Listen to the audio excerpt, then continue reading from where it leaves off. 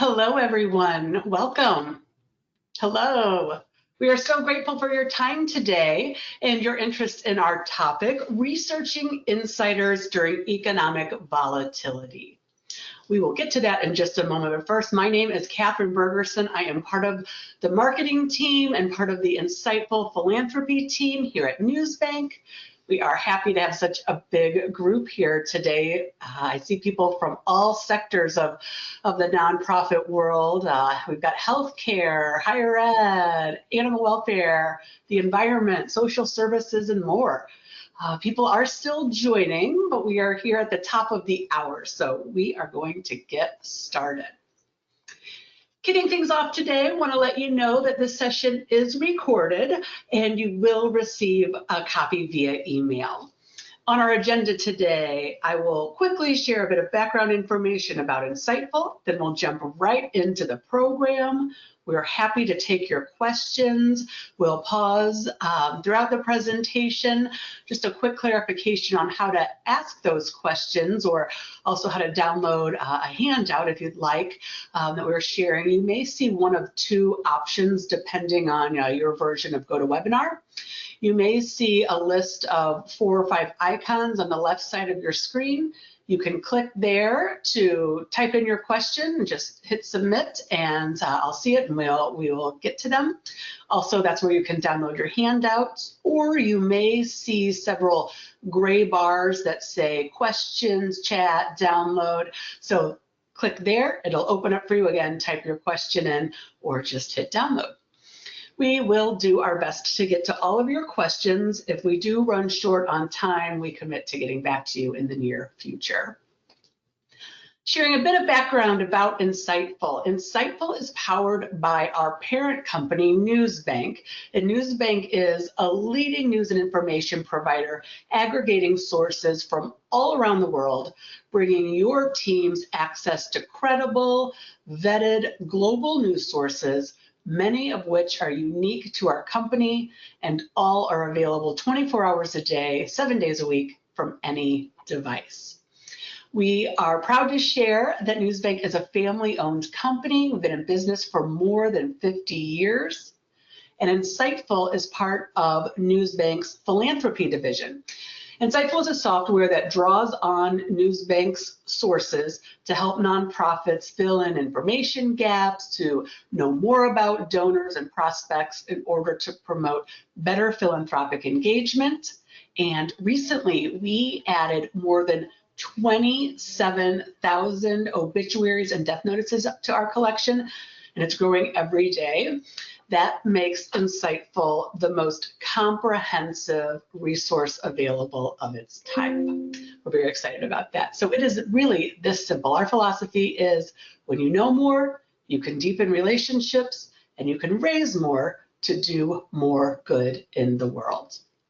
And these are just a few of the things that our customers have said about the impact Insightful has on their ability to fundraise, calling it their go-to for news. It saves a ton of time. It's been a game changer and more. So we are grateful to all of our customers. Okay. The reason we are all here today is to learn about researching insiders during economic volatility with Jen Filla. Jennifer is the CEO of Aspire Research Group, and boy, what a topic when we were planning this webinar. Who knew the world that we would be in today? So really interested to get to Jennifer. She is a veteran fundraiser with a focus on prospect research. As the CEO of Aspire Research Group, LLC, she believes that every development officer deserves a methodical, replicable process for major gift success. And that's why Aspire provides specialized major gift consulting, research services, and training. Jen is the co-author of Prospect Research for Fundraisers, the Essential Handbook, as well as numerous other research workbooks. She's served as a volunteer and a trustee of many organizations, and we are so grateful that you are spending part of your day with us, Jen. Welcome. Thank you so much for having me here today. And I'm so excited to talk about this topic. Glad that there are people out there in the world who are interested in our field. So thank you for being here. And as Catherine mentioned, I will take questions throughout. I'm going to try to remember to prompt you at the top of the slide so that you can get your questions in when I pause at the end of the slide. Insiders are complicated, right? I'm going to go ahead and share my screen. We can see it. Oh, good, good, good. I'm always worried about that. Okay, so we're going to talk about insiders. Here's what I want to cover. First, we're going to define insiders because I'm not sure how much everyone knows. So I'm going to try to level set. Then I'm going to introduce today's example. So I'm going to walk you through a real person in a real company with real stock values because it's fun. And I think it is something that you can then go back and look at as well in real life. We're going to talk about what volatility looks like, and then we'll actually walk through what you could do in a profile, like the ways, the places you're going to pull from and what you might want to include. And we've been through this before in prospect research. So we had the Great Recession, we had the pandemic where we saw volatility. So sometimes it's volatility within one industry, sometimes it's just chaos everywhere. So it's good to know how to prep your development officers and then to get their feedback on what resonates most with them. So who are these insiders? Well, we are talking about public companies, and public companies are owned by the public, and their shares of stock, the shares of ownership in the company, trade on public stock exchanges like NASDAQ, NYSE.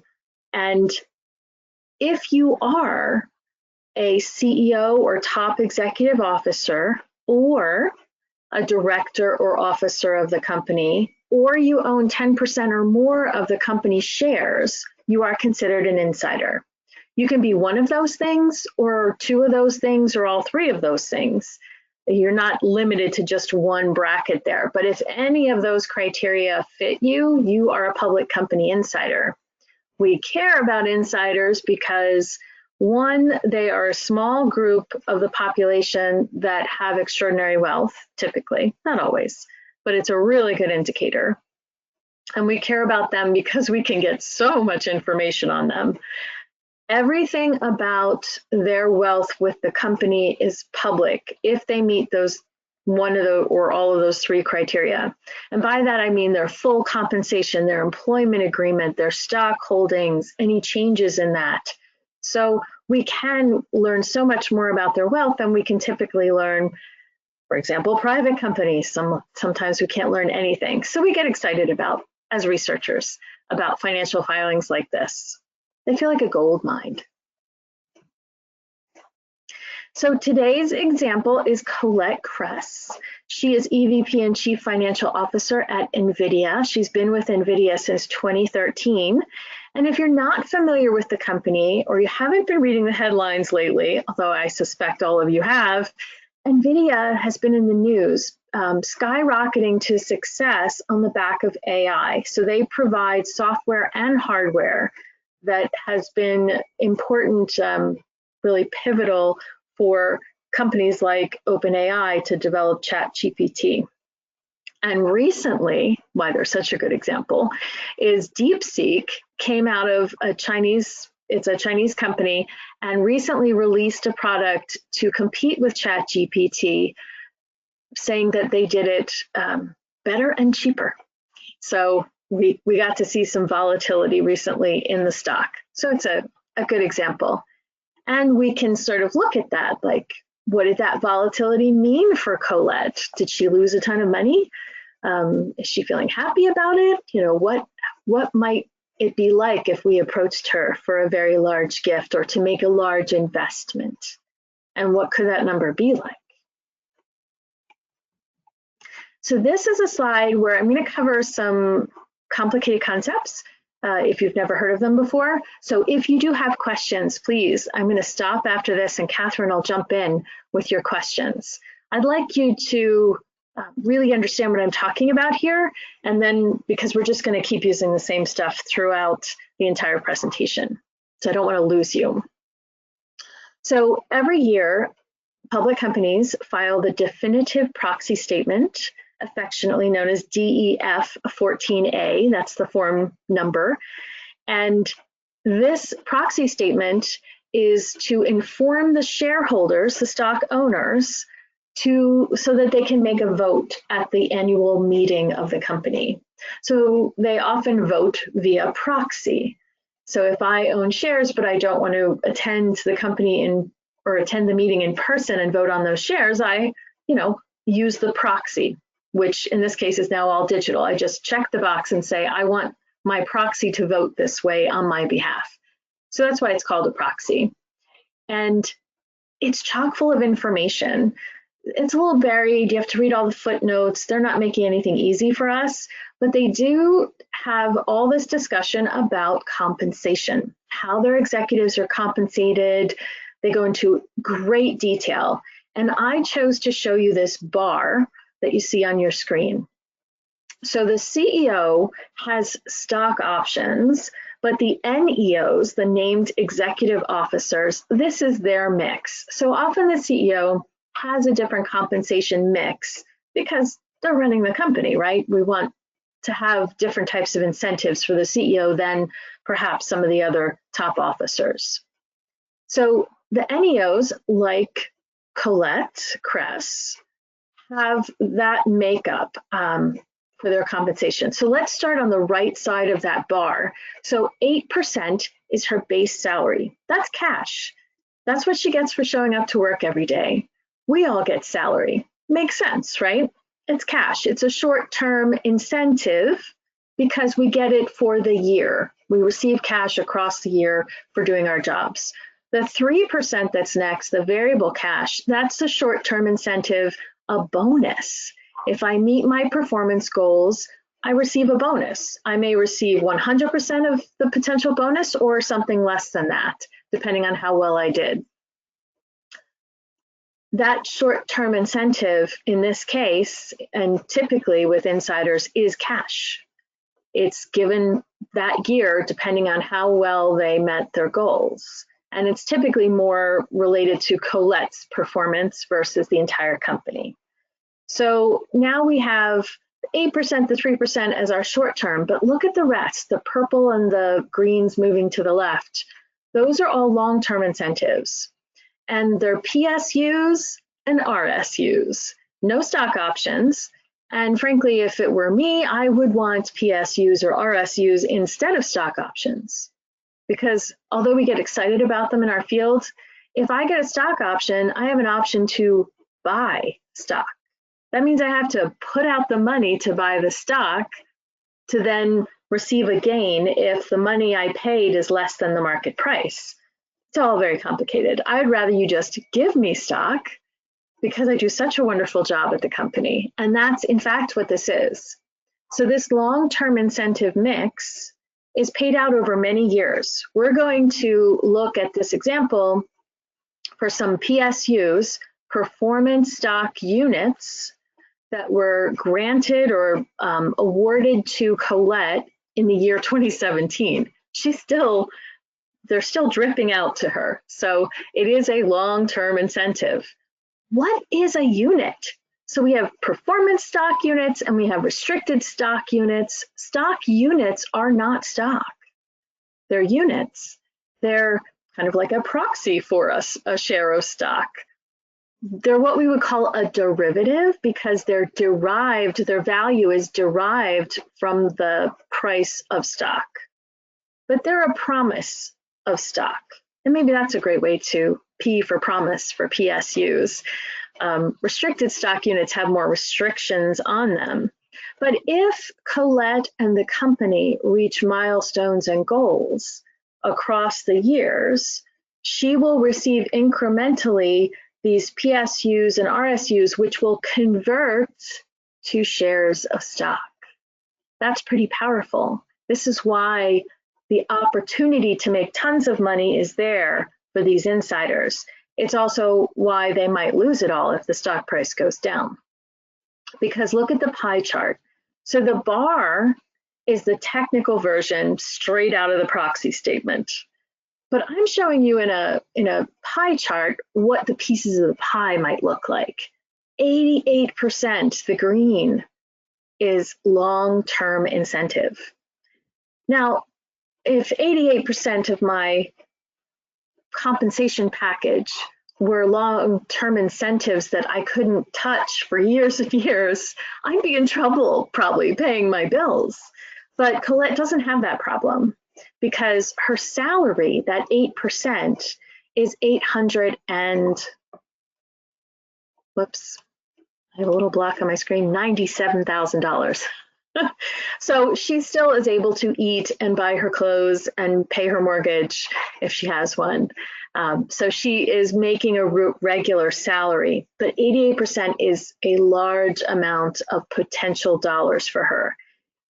I also want to tell you one more thing before I stop for questions on this, and that is that this is just 1 year. Okay, we're talking about compensation at the moment, and I'm going to stick with compensation. Our example is going to go through her long-term compensation awarded, a particular group of PSUs awarded in 2017. But that's just 1 year, right? She gets compensated every year, which is wild. So we look at compensation, we often overlook the long-term incentive compensation because we don't have a lot of time, or we're just ballparking or estimating someone's wealth. But if you ever have to dig deep, long-term incentive is pretty powerful stuff. It's a huge part of their pay mix. And it's every year they get awarded something, right? Like, so she'll get new PSUs awarded across the years. So I'm going to pause, Catherine, and I don't know if there are any questions. We do have a few questions, and just want to quickly remind people to pop open those icons on the side of your screen there, or perhaps it's gray bars, and just type it in. We do have a question from Amelia that says, so is the PSU and RSU included in the $897K salary? No, absolutely not. The pay salary is cash, and the PSU is a promise to come, a unit that will eventually convert to a share of stock if all goes well. Good question. Yeah, that was a good clarification and question. That's all we have right now, but keep them coming in. We'll continue to pause. Yeah, this concept of the pay is a challenging one, and it's why I wanted to really spend some time on this particular slide, because actually one more came in. Yeah, go ahead. Okay, sorry, I don't mean to interrupt you, but okay. It says, where do we find the form that contains this, and what was it called again? Yes, this is a proxy. It's form DEF for definitive, DEF 14A. And you can find it on the sec.gov website. They have a database they call EDGAR, and that's where you can find your financial filings. So that is available. I'm pretty sure the Prospect Research Institute YouTube channel has a video on finding it. If it doesn't have one on the proxy, it shows you how to find a Form 4, same place. So yeah, so this is the compensation award. What's that? I'm gonna interrupt you again. We have another question there. Oh, good. It takes time to type, you know. Absolutely. When does the CEO cash in on the PSU? So in this case, we're looking at Colette. So she's not the CEO, right? She is the EVP and Chief Financial Officer, I think. But whoever it was, if it was the CEO, gets PSUs as well. So they don't cash in, they get stock. And stock has the potential to grow or lose value.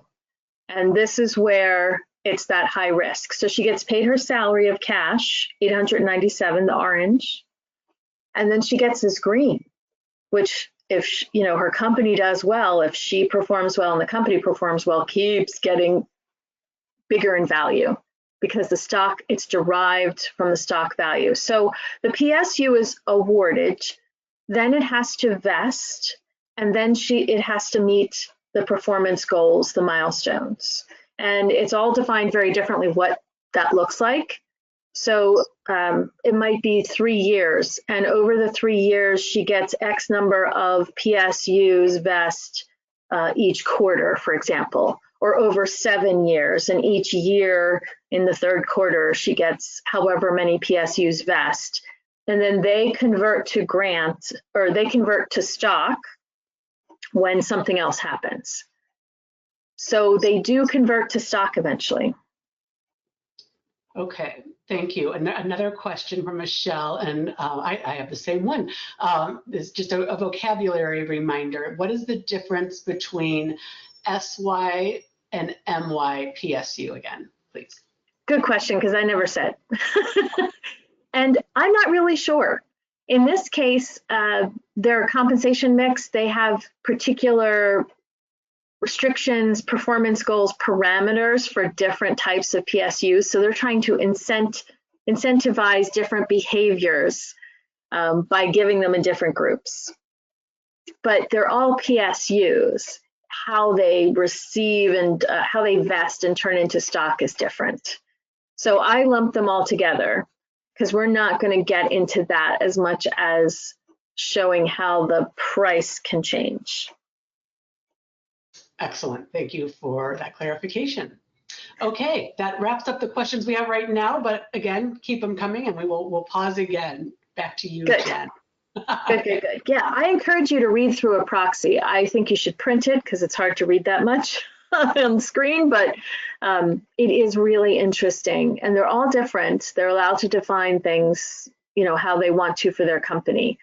But it's important to recognize the mix, the long term versus the short term. Short term is cash typically, and long term is units, which can turn into stock.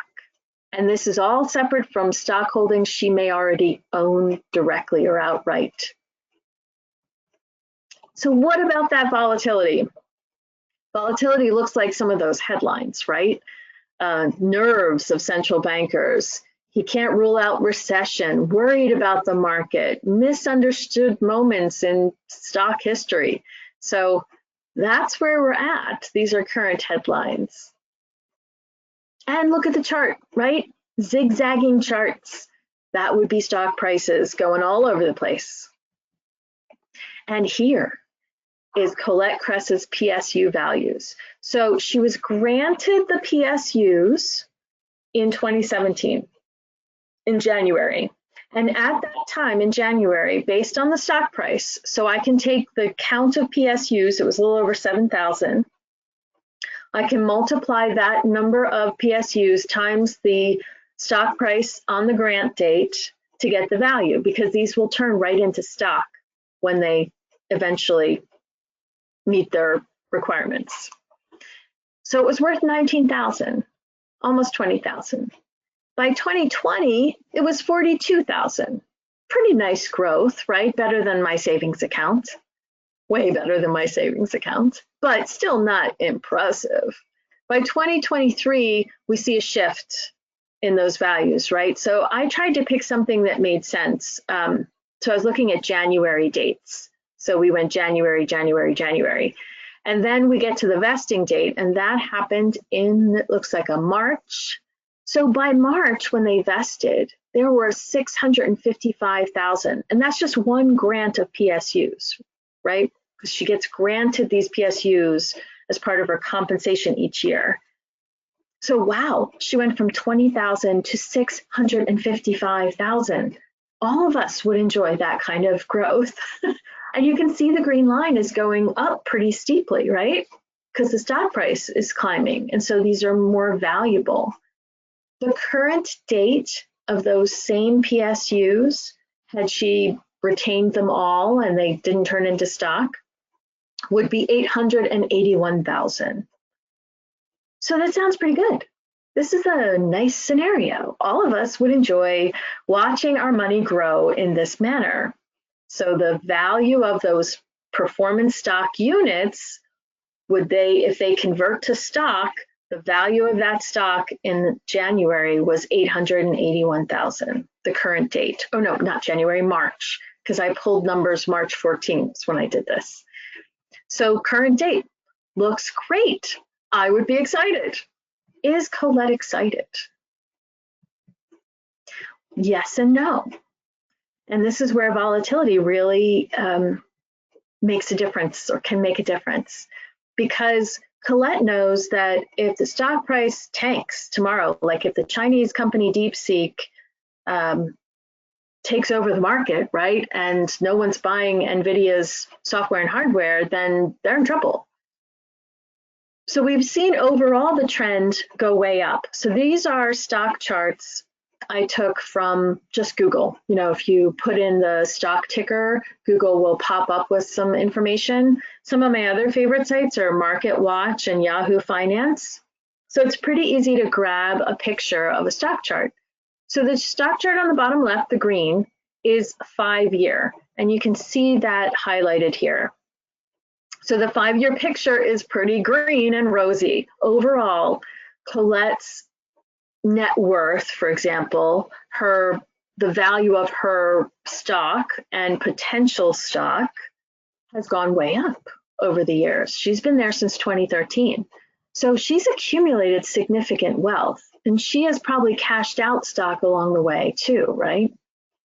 If we look closer though, if we look year to date here, starting January, ending March 14, ouch. I'm not feeling really good. Those are sharp, jagged lines that are not looking pretty. I started the year over $1 million, well, we're gonna look at her values, but the stock price here was touching $150 per share, and it was down to $121.67 on March 14. So it went down. I think it's valuable to see the difference. In the long term, she's doing really well. She has accumulated wealth. In the short term, she might be feeling a little iffy, uncertain. What happens when we are uncertain? We all stop making big purchases.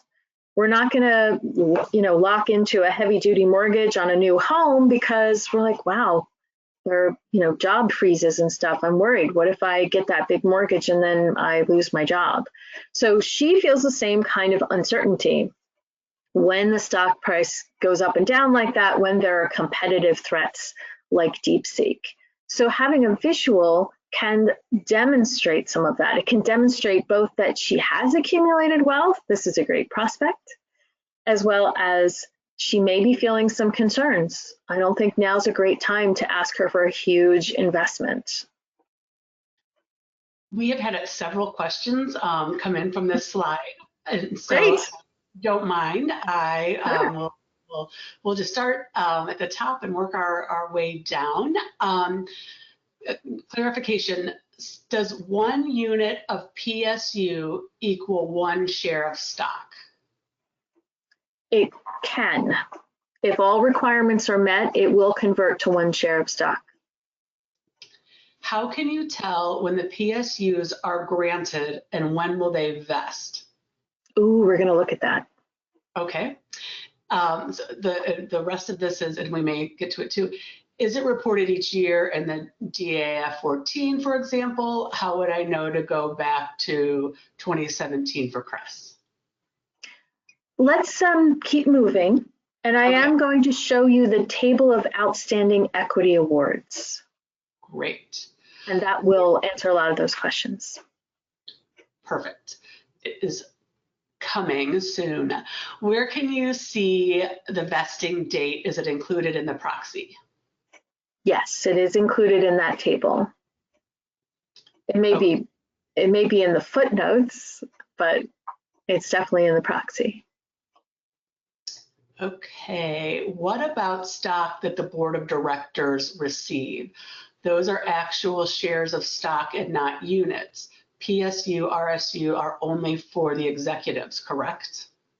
That's not correct. So companies are allowed to compensate executives and directors however they want to. And I have seen directors compensated with incentives like PSUs and stock options. Actually, I've seen more stock options than PSUs. So they can. And in the proxy, director compensation is in a separate place in the proxy than executive compensation, but it's all there.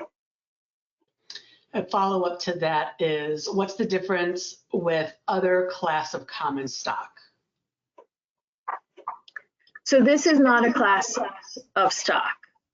The PSUs are derivatives, they're values derived from stock, and they will become stock if everything goes well. There can be different classes of stock. That's a whole different Pandora's box. If you're ever interested in an example for that, Comcast is a great example. Having different classes of stock is one way for owners to, or founders to maintain control over a public company, but have it be public. But that's a whole different ball of wax. Okay, and one more for now is, do we base capacity only on annual salary in times of volatility? Oh, heck no. Because she could be doing well. And let's consider we're looking at the last 5 years, the green chart. She's been there since 2013. So her holdings in the company have constantly grown. And we could look and see if she has cashed out along the way. So her overall wealth picture could be very different. She could have other assets that she's invested in over the years. She could have a spouse who has his own wealth coming in. So for capacity, we would look at a holistic picture. And it could include incentives. But in times of volatility, we do need to look at what is the value of her holdings now, and we want to understand or inform our development officers on how she may be feeling about her wealth. Good question. Thank you. Okay, back over to you.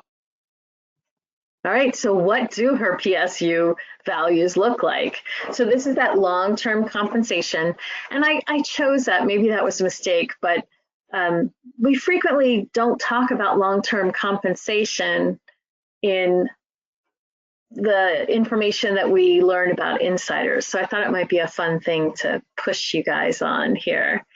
So here I've created a chart to show the volatility on that same group of PSUs, the 7,000 PSUs that were issued in 2017 to Colette. And I made it a little more dramatic. I'm going to own up to that, right? Visuals can be manipulated. And in this case, if you look at the bottom value here, I chose 800,000 because that was the lowest point for it, and 1 million. So that makes these dips more dramatic looking on the screen. So if we think about anchoring as a psychological principle, so when we anchor on a number, like the first number we're told, then we base everything relative to that. So think of that. You come out in January and your PSUs are valued at over 1 million. And 1 million's kind of an anchoring number, right? So 2017 PSUs, I mean, she wouldn't be looking at one particular group. She'd look at her whole picture. But for us, it's fun. So over 1 million. And then, whoa, in the middle of March, we're down to 800,000 if we're rounding, right? Or 900,000. So it is just helpful to keep in perspective those kinds of ideas about how people feel about their wealth. If this was the value of your home, for example, bouncing up and down and you're trying to figure out when to sell your home, she's going to be looking at things like her vesting date and what kind of goals she's meeting. So how do we present volatility in a profile? And what are the places we would look for that information? So we would look in the news. NVIDIA's been in the news. And if we're researching that prospect even a little bit, we want to like throw the name in the news to see what's happening. If she's a long-term prospect, she's assigned to portfolio, she's on your board, you're going to want alerts, of course, because you want to know when things happen. We're going to look at exposure for her. So we're looking at that stock performance now. We're looking at those charts to say, okay, do we have volatility, or is her company's stock price kind of staying even? And then we're going to look at those holdings. So if we were researching Colette, we would want to look at everything, right? We want to look at her direct and indirect stock holdings, so actual stock that she owns right now. We would want to look at her cash compensation. That's the short-term compensation, her salary and bonus. They call it non-equity incentive comp in the summary compensation table in the proxy, because bonus became a bad word in the Great Recession. They still give them. They just call it something else. And we want to look at that long-term incentive and how that might impact.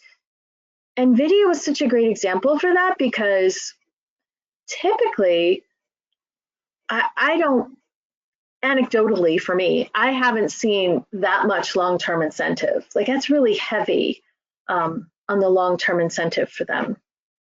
And NVIDIA is a fast growth tech company, right? So it kind of makes sense. So we would look at overall her stock and her equity awards.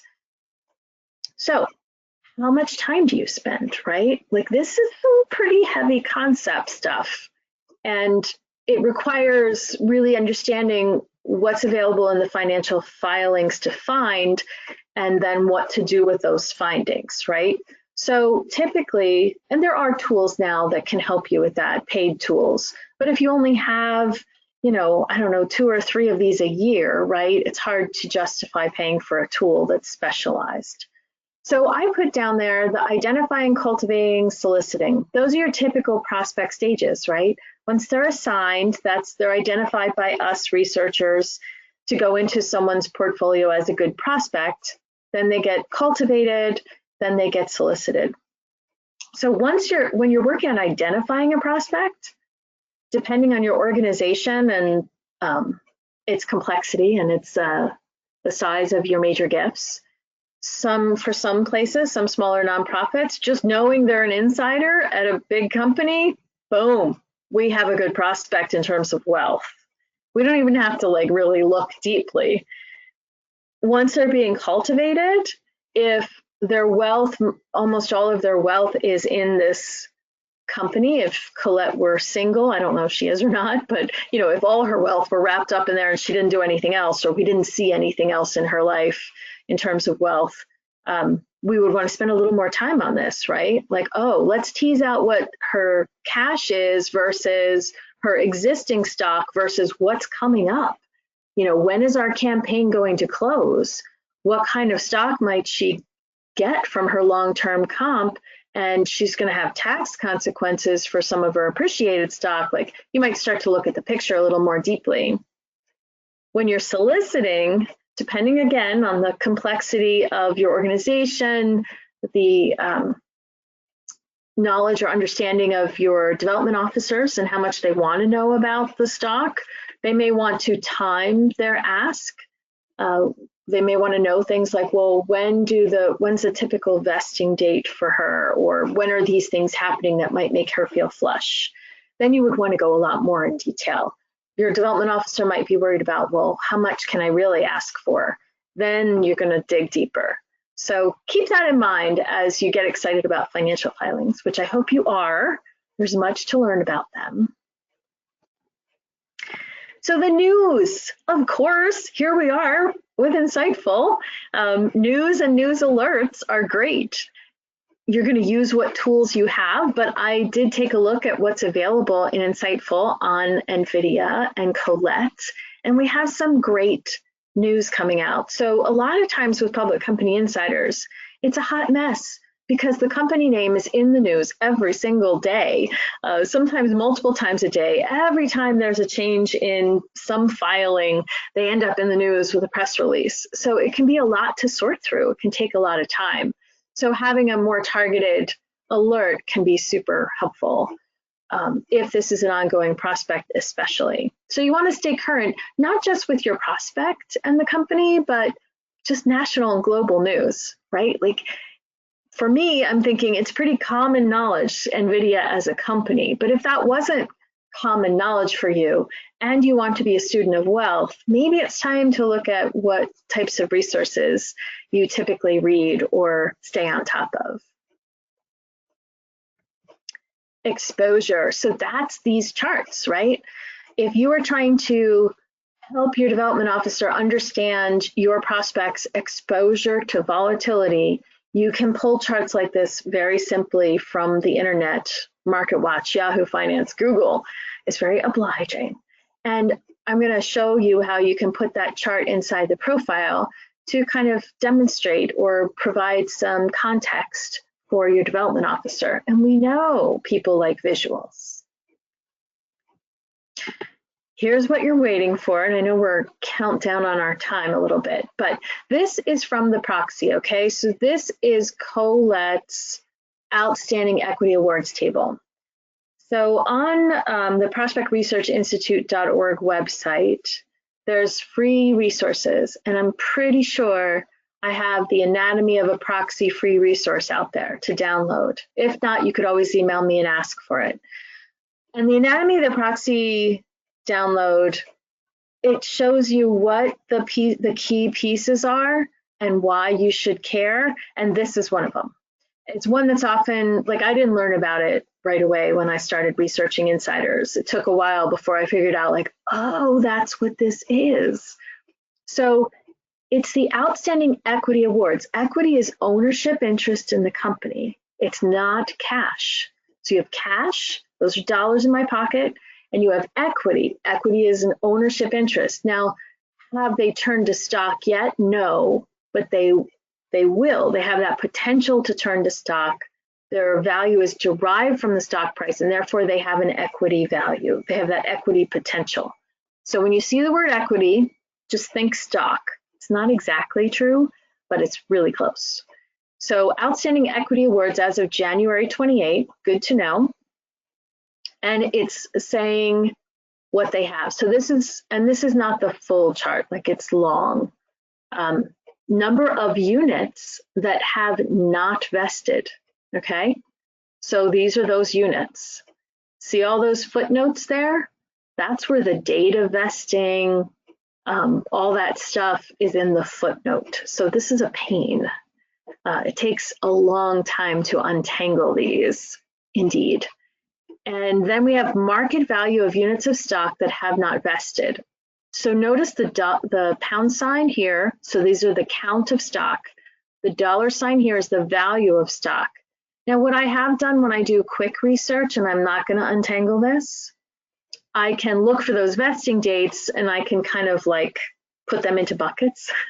You know, if it's not going to vest until 2050, I don't think that's really valid right now, okay? We cannot predict that far in the future. But if it's 2026, okay, like that's sooner, so maybe in the next 2 years. This valuation date, I believe I read the footnote, and it was valued close to this time period. So it used a stock price close to the time period. So it's a meaningful value that you could add to a profile as a note, for example. Equity Incentive Plan awards number of unearned shares that have not vested, right? First she has to earn them, then they have to vest, and then they have to turn into stock. So those are all these charts. So it's very challenging. If you're struggling with this, I'm not surprised. I've been doing this for so many years, and actually my previous career as a legal secretary, I was around doing variable annuity proxy statements for a general counsel office when they just turned Edgar on, and we had to do them electronically. So I have a long time getting used to all the words and all the pieces of this. So it does take a long time to really grasp what's happening. All right, I'm going to show you what it looks like, and then I think we still have time for questions. So when I look at the occupation section, in the profile, I'm looking at the summary compensation table that's in the proxy, and that has a mix. It has that mix, the bar that we saw, but I know what's cash, right? So I like to put the salary, the cash incentive, and total cash compensation in my profile, because the rest of it is not cash in pocket. They cannot pull that out and make a gift, for example. So this helps my development officer understand that. I'm going to have commentary on growth and competitive threats because I read the news. I'm going to have narrative on the change in stock price, but also the visual. So you see, I've put the chart in there. Some people read, some people only look at pictures. I'm covering my bases here. So I've got cash compensation, and I'm showing some narrative about the competitive picture, the stock picture. So overall, the stock has done well. When I get into stock ownership, and I'm only showing you here the long-term incentive. So if this were a real profile, I would put in the indirect and direct stock ownership as well, but I did not do that here. So I'm using the outstanding equity awards table. I totaled the PSUs and values by vesting year. So remember I said I put them into buckets? Well, I did. So I put the year they fully vest. That was in the footnotes. So I did this all in a spreadsheet and then summarized it here for the development officer. We researchers love detail, but our friends who are talking to donors typically don't want or need all that detail. I described the PSUs as a long-term incentive that convert to stock. We can't assume that the people who are reading this profile know what these things are. And we don't want them to feel stupid. We want them to feel informed and ask boldly for a gift that would be meaningful investment for that donor prospect. And then I indicated the recent volatility. I put this in the stock ownership space to show, hey, yeah, the stock's doing well, this woman is accumulating wealth, but her sentiment might be a little skewed right now. Okay. So I'm going to stop because I know there's going to be questions. And I just want you to know that there is a lot more to be learned, and we do offer a lot of training at the Institute. So if you are interested in that, you could do it. There is how-to step-by-step training available. I'm going to pause for questions. Oh, absolutely. Thank you so much. Wow. Tons of information. We've got some questions and a really nice comment. Thank you. I learned a lot. Thank you, Ray, for that. Erin is asking if you could remind us where we can find the anatomy of a proxy. Yeah, that should be at the prospectresearchinstitute.org website. So that's our online learning community. And when you look at resources, there should be a free resources section. Excellent, thank you. And is the CRESS briefing available as a sample for download? It is not. Just the picture. I didn't do a full briefing. That would have taken hours and hours, like 5 hours.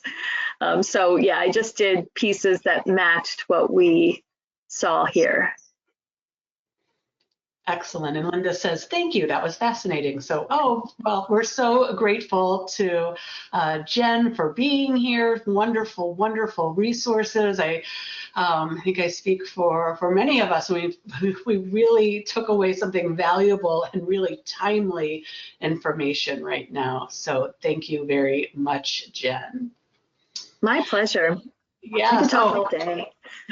Well, come back, please do. We'll find you. At the start of our presentation, I mentioned that Insightful is hosting today's webinar.